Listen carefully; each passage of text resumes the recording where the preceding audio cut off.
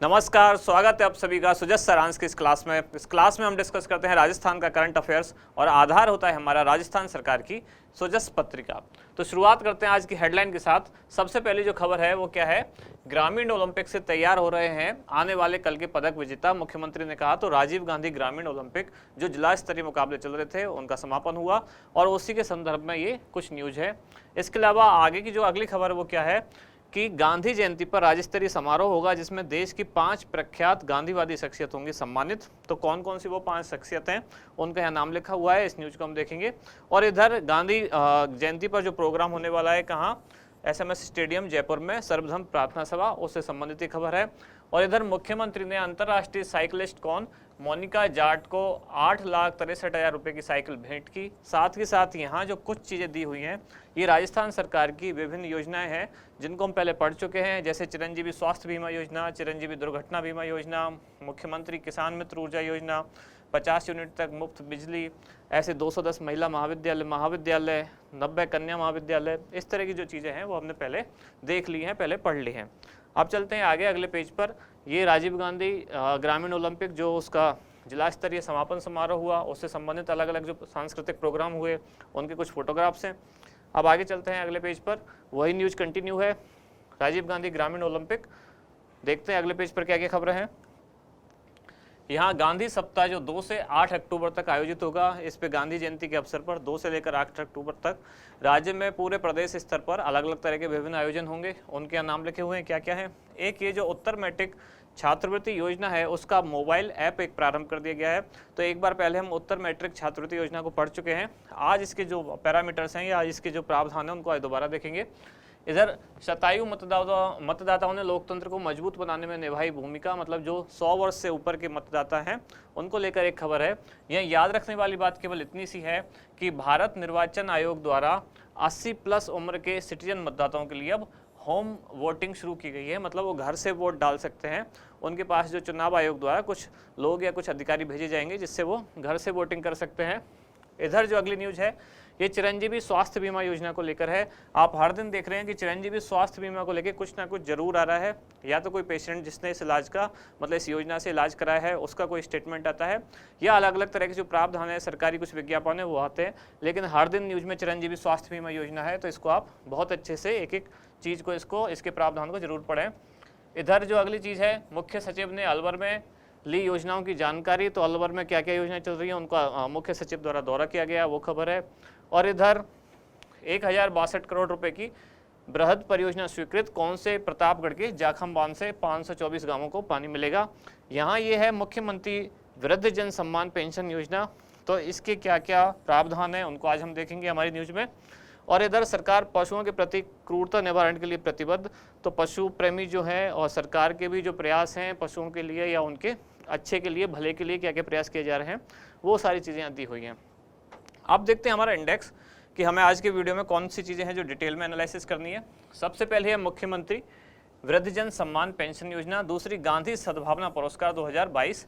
तो ऐसी पुरस्कार वाली चीज़ें, खेल संबंधी चीज़ें बहुत ज़्यादा पूछी जाती हैं जब फैक्चुअल एग्जाम हो या ऑब्जेक्टिव एग्जाम हो, उन सब में तो इसको देखेंगे। उत्तर मैट्रिक छात्रवृत्ति योजना, इसका मोबाइल ऐप शुरू किया गया है, इसलिए छात्रवृत्ति योजना की जो पैरामीटर्स हैं उनको एक बार दोबारा देखेंगे।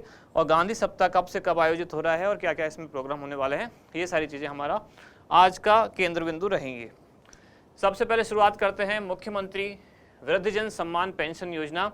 तो कौन सा विभाग इसको संचालित कर रहा है, सामाजिक न्याय एवं अधिकारिता विभाग। ये बात हम कई बार कह चुके हैं, सामाजिक सुरक्षा से संबंधित जितनी भी योजनाएं हैं ज़्यादातर किसके द्वारा संचालित होती हैं, सामाजिक न्याय एवं अधिकारिता विभाग। यह विभाग बनाया ही इसलिए गया है कि इस तरह की योजनाएं, ये कुछ छात्रवृत्तियाँ, विशेष योग्यजनों के लिए कुछ पेंशन योजनाएं, वृद्धजनों के लिए, महिलाओं के लिए, एकल नारी के लिए, इन सब के लिए जो सारी योजनाएं उनको कौन संचालित करता है, सामाजिक न्याय एवं अधिकारिता विभाग। राजस्थान की योजना है इसलिए राजस्थान का।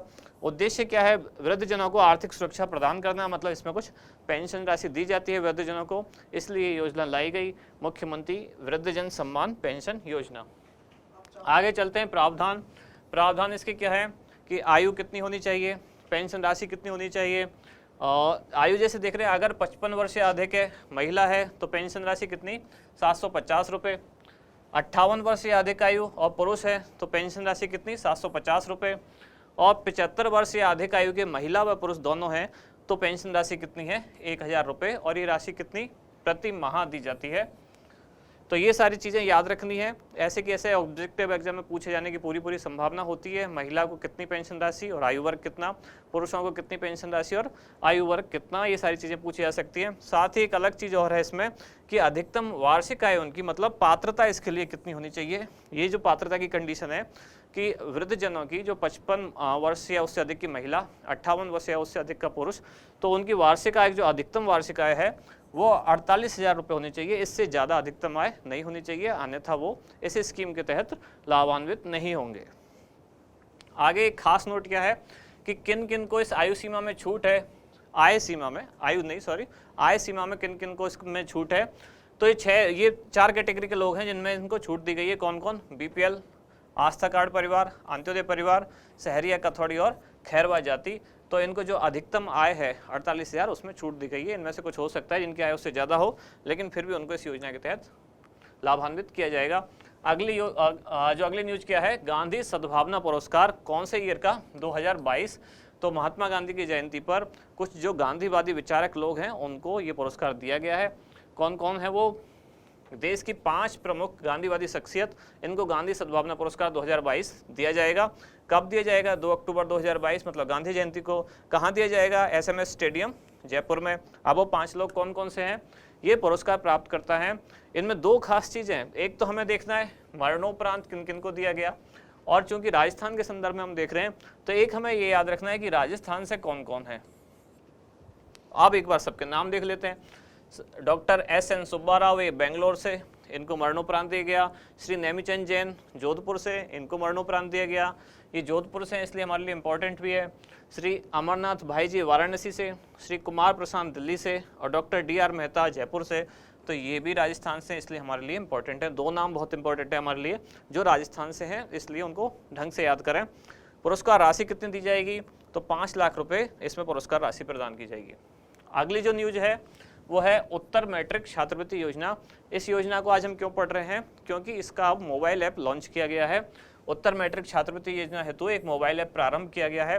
ये योजना क्या होती है? उत्तर मैट्रिक मतलब 10th के बाद, पोस्ट मैट्रिक 10वीं क्लास के बाद जो छात्र हैं उनको सरकार की तरफ से कुछ छात्रवृत्ति दी जाती है। कौन कौन सी कैटेगरी के विद्यार्थियों को दी जाती है?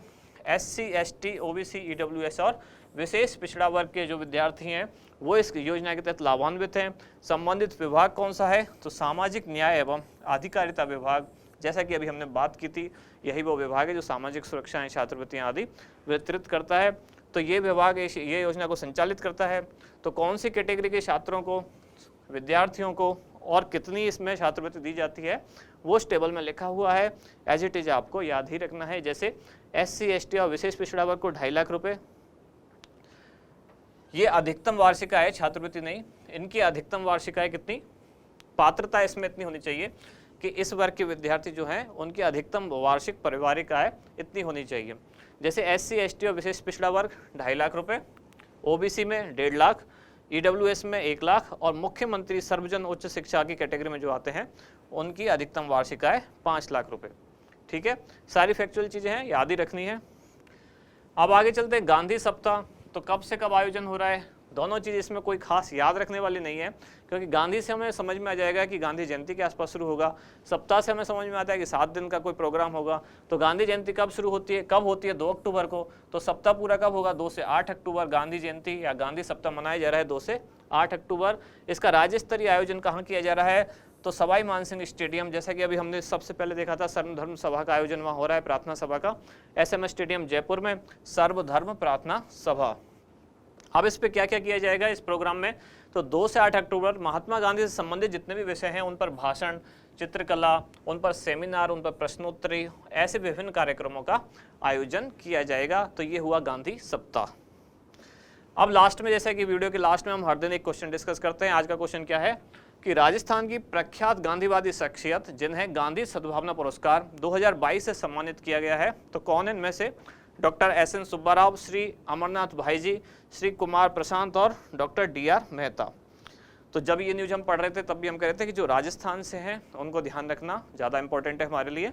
तो आप इनमें से क्या सही आंसर है उसको हमें बताएं कमेंट करके। आप मिलते हैं कल अगली वीडियो में अगली न्यूज़ के साथ। धन्यवाद।